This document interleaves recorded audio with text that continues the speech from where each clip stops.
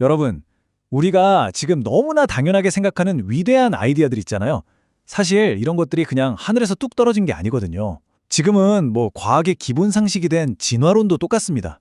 이 진화론이라는 아이디어 자체가 지금의 모습이 되기까지 스스로 진화의 과정을 거쳐야만 했습니다.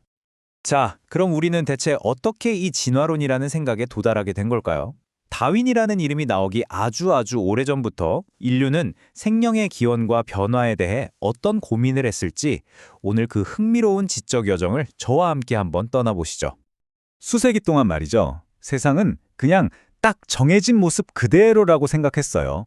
고정되어 있고 영원하고 절대 변하지 않는 그런 세상이요. 모든 건 처음 만들어진 그 모습 그대로 존재한다는 믿음. 이게 바로 진화론이 등장하기 전에 세상을 꽉 잡고 있던 생각이었던 거죠. 아주 조용하고 정적인 세계관이었습니다. 자, 그럼 이런 변하지 않는 세상이라는 생각의 뿌리는 어디에 있었을까요? 그 철학적인 기반을 단단하게 다진 사람이 바로 고대 그리스의 철학자 아리스토텔레스입니다. 이분은 자연을 정말 아주 특별한 방식으로 바라봤어요. 그 핵심 개념이 바로 목적론이라는 건데요. 말이 좀 어렵죠? 쉽게 말해서 자연에 있는 모든 것, 그리고 그 모든 것의 각 부분에는 다 이유가 있다. 즉, 목적이 있다는 믿음이에요. 우연? 그런 건 없다는 거죠. 모든 건 설계된 목적이 있다는 뜻입니다. 아리스토텔레스는 자연을 마치 잘 만들어진 기계처럼 봤어요. 한번 보세요. 독수리의 저 날카로운 발톱, 왜 있을까요? 당연히 먹이를 꽉 잡기 위해서 만들어진 거죠. 바닷개의 단단한 등껍질은요, 자기를 보호하려고 있는 거고요. 이런 식으로 모든 생명체는 각각의 부분이 딱 맞는 기능을 가진 하나의 완벽한 유기적인 전체라는 겁니다. 어때요? 듣고 보면 굉장히 직관적이고 그럴듯하죠? 근데 정말 놀라운 건요. 아리스토텔레스의 이 목적론적 자연관이 무려 2000년이 넘는 시간 동안 서양의 생물학을 그냥 지배해버렸다는 거예요.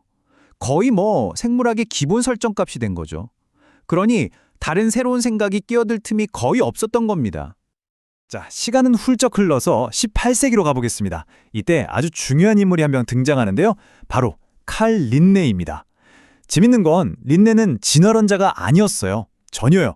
하지만 아이러니하게도 자기도 모르는 사이에 진화론을 위한 아주 중요한 추천도를 놓게 됩니다. 스웨덴의 식물학자였던 칼 린네는 정말 어마어마한 야망을 품고 있었어요. 그게 뭐였냐면 신께서 창조하신 이 위대한 자연계 전체를 내 손으로 정리해보겠다는 거였죠. 모든 생명체의 목록을 만들어서 그 안에 숨겨진 신의 질서를 딱 보여주고 싶어 했습니다. 그래서 그가 만들어낸 게 바로 이겁니다. 강, 목, 속, 종어로 내려가는 계층적 분류 시스템. 어디서 많이 들어봤죠? 맞아요. 오늘날 우리가 생물을 분류하는 방식의 거의 원조격이에요. 린네는 이 시스템을 통해서 뒤죽박죽 섞여 있는 것처럼 보이는 자연 속에서 어떤 패턴, 어떤 질서를 찾아내려고 했던 거죠. 하지만 여기서 정말 중요한 포인트가 있어요. 린네는 왜 이런 분류를 했을까요? 그에게 각각의 종이라는 건 신이 하나하나 따로따로 완벽하게 창조한 영원히 변하지 않는 존재였기 때문입니다. 그러니까 종과 종 사이에는요, 절대 넘어갈 수 없는 어떤 보이지 않는 벽이 있다고 생각한 거예요. 그런데 바로 그때 프랑스에서 뷰퐁이라는 학자가 등장해서 이 단단한 생각의 벽에 금을 내는 아주 도발적인 질문을 던집니다. 잠깐만, 근데 종이라는 게 정말로 영원히 변하지 않는 게 맞을까? 하고 말이죠. 자, 린네의 세계는 어땠죠? 종은 딱딱 구분되어 있고 영원히 분리되어 있었어요. 그런데 뷰퐁이 던진 아이디어는 완전히 달랐습니다. 혹시 서로 다른 종들이 사실은 하나의 공통조상을 공유하는 건 아닐까? 이 생각, 이게 바로 지적인 대격변의 시작이었어요. 뷰퐁은 이런 상상을 한 거죠. 어쩌면 사자랑 호랑이도, 또 말과 당나귀도 아주 먼 옛날에는 같은 조상에서 갈라져 나온 게 아닐까 하고요. 뷰퐁은 자연이 그렇게 가만히 멈춰 있는 게 아니라고 주장했어요. 그는 환경이 생명체에게 압력을 가하고 그 압력 때문에 시간이 흐르면서 생명체가 변할 수 있다고 생각했습니다. 이게 바로 진화라는 생각의 아주 중요한 씨앗이 된 거죠. 당시로서는 정말 혁명적인 생각이었습니다. 자, 이렇게 진화라는 아이디어에 싹이 트고 있었는데요. 하지만 이 씨앗이 다윈에 의해 제대로 꽃 피우기 전에 전혀 예상치 못한 아주 어두운 방향으로 왜곡되는 일이 벌어집니다. 지금부터는 이 진화라는 개념이 어떻게 사회적으로 위험하게 오용되었는지 그 이면을 한번 들여다보겠습니다. 바로 사회 진화론이라는 건데요. 여기서 확실히 해야 할 게 있습니다. 이건 다윈이 말한 과학적인 진화론이랑은 완전히 다른 거예요. 적자 생존 같은 개념을 인간 사회의 멋대로 가져와서 봐라, 강한 자가 약한 자를 지배하는 건 자연의 법칙이다 라고 주장하는 아주 위험한 사회 이데올로기일 뿐입니다.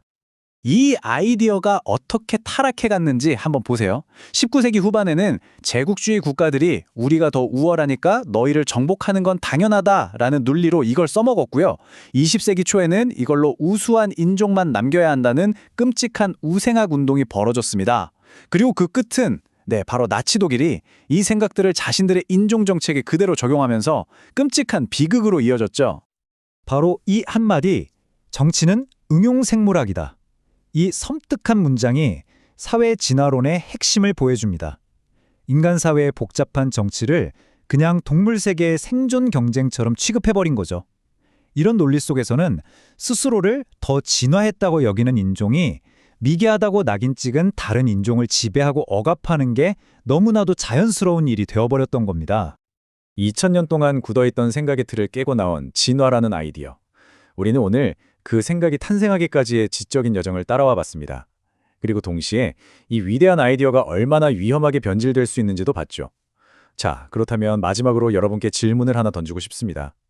하나의 과학적 아이디어가 세상을 바꿀 힘을 가졌을 때 그 힘이 잘못 사용되지 않도록 막고 지켜야 할 책임은 과연 우리 중 누구에게 있는 걸까요? 한 번쯤 깊이 생각해 볼 문제가 아닐까 싶습니다.